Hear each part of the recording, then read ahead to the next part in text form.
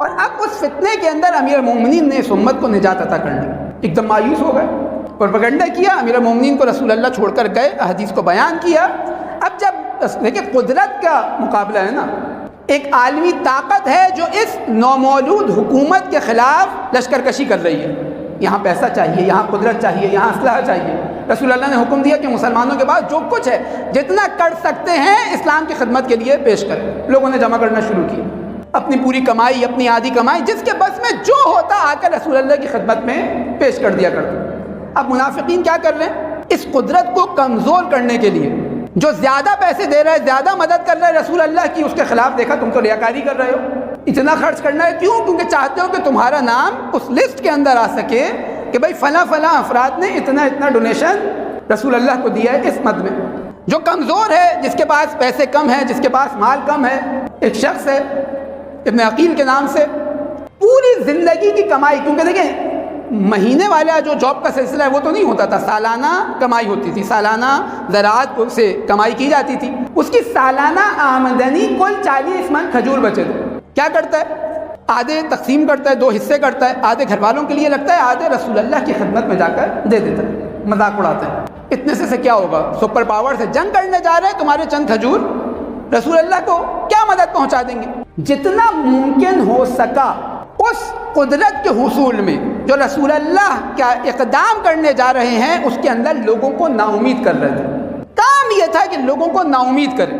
دوسری جانب جب لوگ نا امید ہو جائیں گے اس ہدف سے، اس مقصد سے جو رسول اللہ کا ہدف ہے، جو رسول اللہ کا مقصد ہے، تو لہٰذا اس کی طرف قدم نہیں بڑھائیں گے۔ بھائی میرے اتنے سے ہونے سے کیا ہو جائے گا؟ کیا بگاڑ لوں گا میں کفار کا؟ کیا بگاڑ لوں گا میں ان سپر پاورز کا؟ لہٰذا لوگوں کے حوصلے پس کیے۔ دوسری جانب روم حملہ کر رہا ہے، امید یہ لگا کر بیٹھے ہیں کہ اس حملے کے اندر اسلام کو شکست ہو جائے گی، اور اگر نہ ہوئی تو پہاڑ کے اوپر چند منافقین ذمہ داری کے ساتھ بیٹھے ہوئے ہیں کہ رسول اللہ کو قتل کر دیا جائے۔ لیکن یہ ساری کی ساری تدبیریں ناکام ہو جاتی ہیں۔ مدینہ کے اندر بغاوت سے لے کے جنگ بھی نہیں ہوتی، رسول اللہ کی شہادت بھی واقع نہیں ہوتی، لوگ بھی بھرپور مدد کرتے ہیں۔ لیکن جس جانب اشارہ کرنا چاہ رہا ہوں، یہ جو لوگوں کو نا امید کر رہے تھے نا، یہ جو لوگوں کو اس قدرت کے حصول سے اس کے شکست، اس کا حوصلہ پست کر رہے تھے، خداوند متعال ان لوگوں کے لیے قرآن کے اندر کیا فرماتا ہے؟ اے رسول سواء علیہم استغفرت لہم ام لم تستغفر لہم۔ اے رسول، کون رسول اور کون خدا؟ وہ خدا کہ جو اپنے رسول کو کہہ رہا تھا، اے رسول اگر میرے یہ بندے اپنے اوپر کوئی ظلم و ستم کرتے ہیں نا، اپنے اوپر کوئی زیادتی کرتے ہیں نا، تو ان سے کہو کہ لا تقنطوا من رحمت اللہ، یہ اللہ کی رحمت سے مایوس نہ ہو۔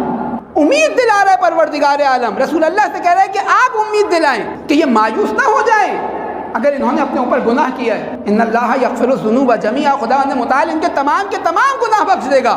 وہ خداوند متعال اسی رسول کو یہ حکم دے رہا ہے، سواء علیہم استغفرت لہم ام لم تستغفر لہم۔ اے رسول چاہے آپ بھی ان کے لیے استغفار کریں، چاہے آپ ان کے لیے استغفار نہ کریں، خداوند متعال ان کے گناہوں کو بخشنے والا نہیں ہے۔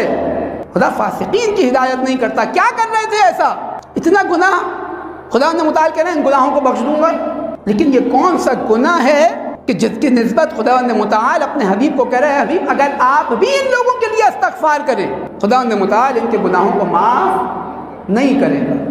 کیا کر رہے تھے؟ معاشرے کو اسلام کی قدرت کی نسبت مایوس کر رہے تھے کہ اسلام جیت نہیں سکتا، تمہارے سے کچھ ہو نہیں سکتا، جنگ پڑ جاؤ گے، قتل کر دیے جاؤ گے، افواہیں، پروپیگنڈا، یہ وہ ایسی چیز ہے خداوند متعال اس کے بارے میں کہہ رہا ہے کہ اے رسول اگر آپ بھی ان لوگوں کے لیے استغفار کریں، یہ اتنا عظیم گناہ ہے کہ ان کو بخشا نہیں جا سکتا۔